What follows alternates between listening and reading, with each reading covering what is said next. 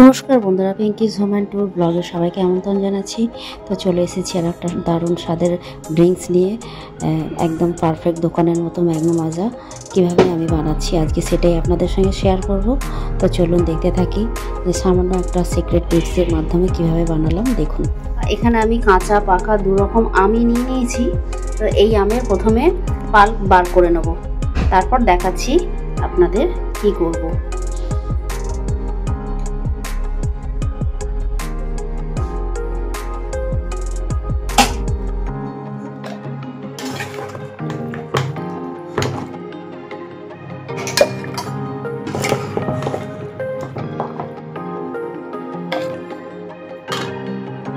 Mango মাজা বানাবার জন্য আমি এখানে নিয়েছি, এটা একটু টক আম ছিল, হালকা পাকা হয়েছিল টক আম, তো সেটা নিয়েছি। এখানে নিয়েছি মিষ্টি আমের পাল্প।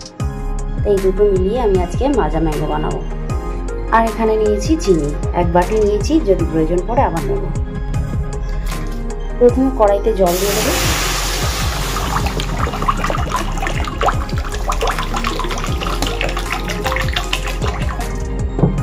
এখানে আমি 1 লিটার বানাচ্ছি। বন্ধুরা, জলটা গরম হয়েছে, এবার চিনিটা দিয়ে দেবো।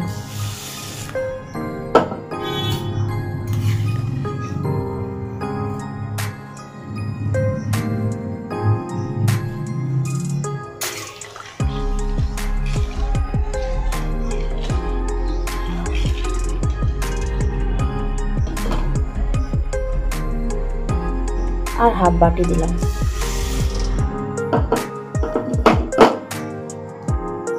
বন্ধুরা, জলটা ফুটে গেছে, এবার আমি আমের পাল্পটা দিয়ে দেবো, দিয়ে ভালো করে ফোটাবো।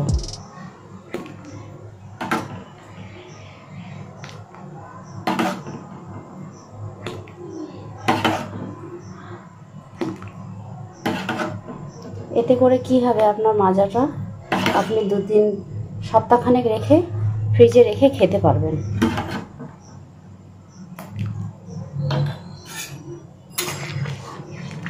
দেখুন কালারটা কত সুন্দর এসছে, একদম রিয়েল দোকানের মতন। এখানে কোনো ফুড কালার ইউজ করিনি আমি, একদম রিয়েল কালার। একটু ফুটবে।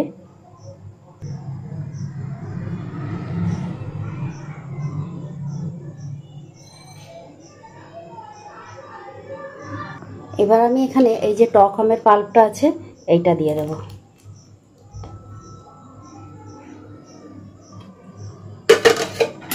একটু ভালো করে গুলিয়ে নেব।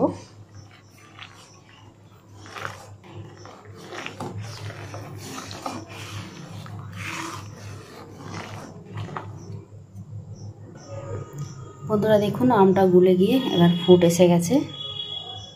ভালো করে একটু ফুটিয়ে নেব, তাহলে কি হবে, এটা রেখে খাওয়া যাবে।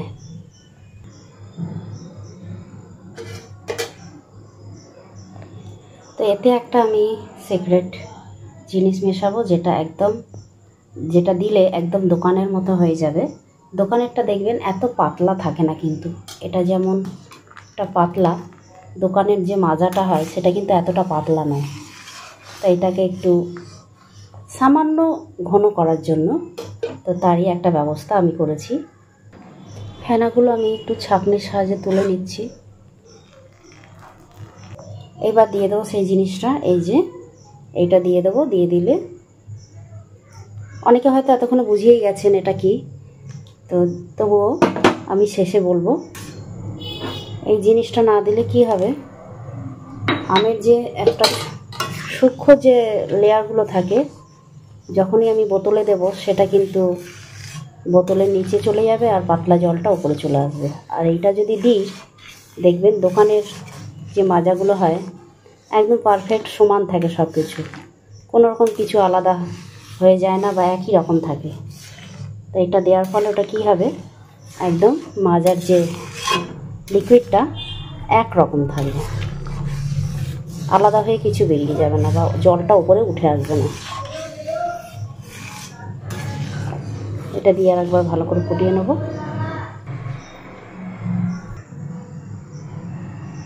তো আমাদের এটা মাজাটা হয়ে গেছে। এবার দেখতে পারবে, দেখুন, দেখলে বুঝতে পারবেন। এই দেখুন, মানে খুব পাতলাও নয়, একদম একটা সামান্য একটা থিকনেস আছে। এইটা না দিলে আমি যে মাজাটা বানাবো সেটা পারফেক্ট হবে না। কারণ কি, আমের যে ছোট ছোট যে আমি বললাম আগে, ওটা কি হবে, নিচে বসে যাবে, উপরে জলটা খালি ভেসে উঠবে। তো দোকানে নিশ্চয়ই এরকম হয় না। তো সেই রকমই পারফেক্ট বানানোর জন্যে এই রকম করা। তো এখন কড়াইতেই থাকবে, ঠান্ডা হয়ে গেলে আমরা এটা বোতলে ঢালবো। দেখুন, আমি এই ছাঁকনি দিয়ে এটা ছেঁকে নিয়েছি। উপরে একটু লেয়ার, এটা একটু ভালো করে বসে ছেঁকে নিচ্ছি। দেখুন, এখনো গরম আছে। তো ঠান্ডা করে এটা আমরা ফ্রিজে ঢোকাবো। বন্ধুরা, ছাঁকনিতে ছাকার পর দেখুন এইটুকুটা বেরিয়েছে আঁশটা, আর বাকিটা এই যে বাকি। এই দেখুন কত সুন্দর কালারটা হয়েছে, একদম রিয়েল দোকানের মতো। এখানে কোনো ফুড কালার ইউজ হয়নি, একদম আমের নিজস্ব কালার। তো এটা ঠান্ডা করে তবেই আমরা খেয়ে দেখতে পারবো এবং বলতে পারবো যে কেমন হয়েছে। তো বন্ধুরা, দেখতে পাচ্ছেন আমাদের মাজা পুরোপুরি রেডি একদম খাওয়ার জন্য। তো যেই সিক্রেট জিনিসটা আপনাদের বলেছিলাম সেটা হচ্ছে কর্নফ্লাওয়ার। তো এই জিনিসটা দিলে মাজাটা একদম পারফেক্ট দোকানের মতন যেরকম থিকনেস একটা থাকে সেরকম থাকবে, একদম পাতলাও হবে না। তো দেখতে পাচ্ছেন কত সুন্দর কালার এসছে আর কত সুন্দর। আর সত্যি বলতে একদম দোকানের মতনই খেতে টেস্ট হয়েছিল। এইভাবে অবশ্যই আপনারা বাড়িতে বানিয়ে খেতে পারেন। আর অবশ্যই যদি ভালো লেগে থাকে তাহলে লাইক, কমেন্ট, শেয়ার করে আমার পাশে থাকবেন। আর যারা ফেসবুক থেকে দেখছেন তারা অবশ্যই আমার পেজটাকে ফলো করে দেবেন। আর যারা ইউটিউব থেকে দেখছেন তারা অবশ্যই আমার চ্যানেলটাকে সাবস্ক্রাইব করে আমার পাশে থাকবেন। আর পাশে থাকা বেল আইকনটা প্রেস করে দেবেন যাতে সব